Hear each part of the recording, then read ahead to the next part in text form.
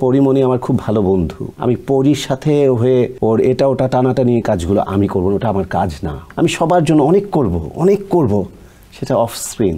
চামচামি বা চাটুকারিতা বা দাসত্ব এই ব্যাপারগুলো আমার জন্য না। তোমাকে যদি সম্মান দিতে না জানো, পৃথিবীর কেউ তোমাকে সম্মান দিবে না। আর ইন্টেরিয়রের লোক কখনোই ফ্যাশনের লোক হতে পারে না।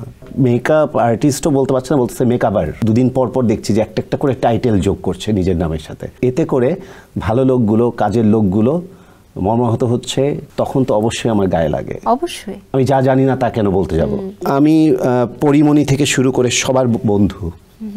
হ্যাঁ, পরিমণি আমার খুব ভালো বন্ধু। আমি পরির জন্য কাজ করব, পরির জন্য ডিজাইন করব, পরীকে সুন্দর যাতে লাগে সাজাবো, পরির জন্য আমি সব করব। আমি পরির সাথে হয়ে ওর এটা ওটা টানাটানি কাজগুলো আমি করবো না, ওটা আমার কাজ না। ওটার জন্য অ্যাডলফ খান জন্ম নেয় নাই। অ্যাডলফ ওভাবে ওই জায়গাটা নিজেকে চিন্তাই করে না। আমি বুঝাতে পেরেছি? যার যার চিন্তা ভাবনা বা যার যার পজিশন বা যার যার পরিকল্পনা এক এক রকম হতে পারে। ডিউ টু অল রেসপেক্ট, আমি তাদের নিয়ে কথা বলবো না। আমি আমাকে ওই জায়গাটায় দেখি না। একজন শিল্পীকে তার সম্মান নিজেই রক্ষা করতে। হ্যাঁ, আমাকে এটা ক্যামেরা দেখা যাচ্ছে, আমি হন্তদন্ত হয়ে তারে নিয়ে যে বাউন্সার হিসেবে নায়িকা নিয়ে ঢুকছি, এই জায়গাটায় আমি আমাকে দেখি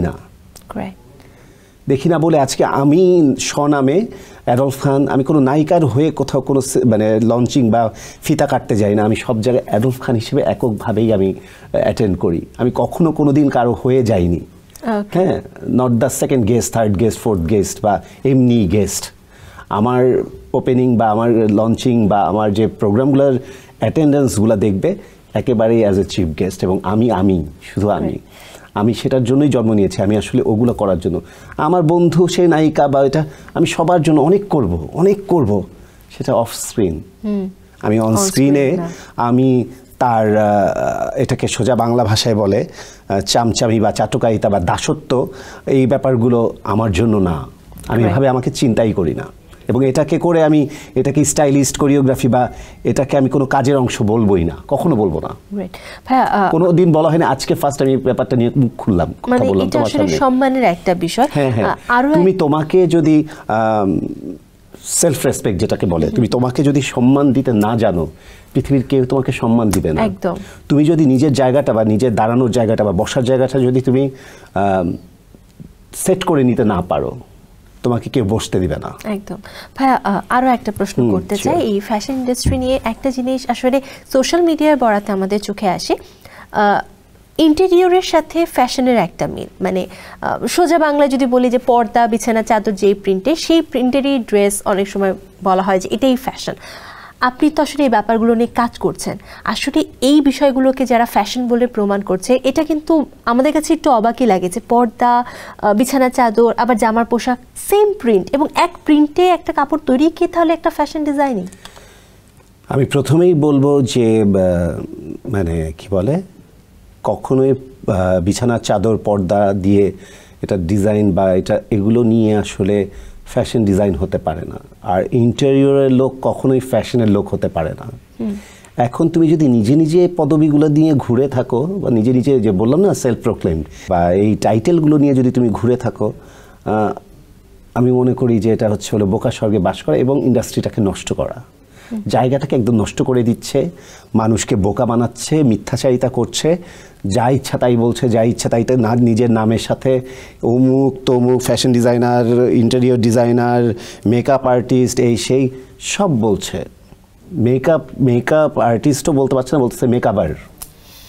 হ্যাঁ, মেকআপার বলছে নিজেকে।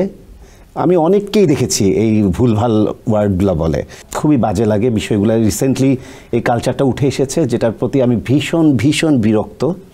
আর ব্যক্তিদেরগুলো কি বলবো, আমি টোটালি সম্পূর্ণ নিজে দুদিন পর পর দেখছি যে একটা করে টাইটেল যোগ করছে নিজের নামের সাথে।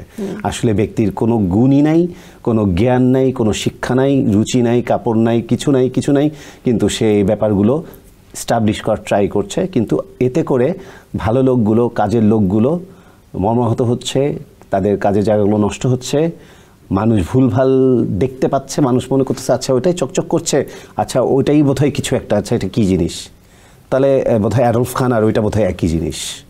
তো সেই ক্ষেত্রে যখন তাকেও ওই ব্যাপারগুলো ওই টাইটেলগুলো নিয়ে সে ঘুরছে, আমাকেও তাই ঘুরছে, হ্যাঁ তোমরা কোরিওগ্রাফাররা এটা করছো, তোমরা ডিজাইনাররা এগুলো করছো, তখন তো অবশ্যই আমার গায়ে লাগে। অবশ্যই, কারণ আমি তো সেই মানুষটা না, বা সেই তাদের জ্ঞান নলেজ বা এক্সপেরিয়েন্স বা আমার যুদ্ধটা বা আমার কষ্টটা তো আমি এগুলা করার জন্য করি নাই। হ্যাঁ, এখন আমি তোমাকে এখানে বসাই দিলাম, তোমার জামাটা ধরে ধরে ঠিক করে দিচ্ছি, টিভি ক্যামেরা চলছে বা অনেক ক্যামেরার সামনে, এটা আমি খুব প্রাউডলি পোস্ট করলাম, আমি এটার জন্য না। একদম। আমি তোমাকে ঠিক করব, তোমাকে তৈরি করব অফ স্ক্রিনে, আমি যদি তোমার প্রতি আমার আদর স্নেহ ভালোবাসা থাকে, আমি তোমাকে রেডি করে দিয়ে তারপর এখানে বসাবো। আমি এটা এখানে এসে করার জন্য না, আমি এখানে পর্দা টর্দাগুলো ঠিক করে এসে বলুন I am not the interior designer, আমি ইন্টেরিয়রের কিছু জানিই না। গ্রেট। আমি যা জানি না তা কেন বলতে যাব? আসলে আমি অনেক সময় অনেক ব্লগের জন্য বা টিকটকের জন্য নাচি, কিন্তু আমি বারবারই লিখি আই এম নট ডান্সার, আমি তো ডান্সার কেউই না।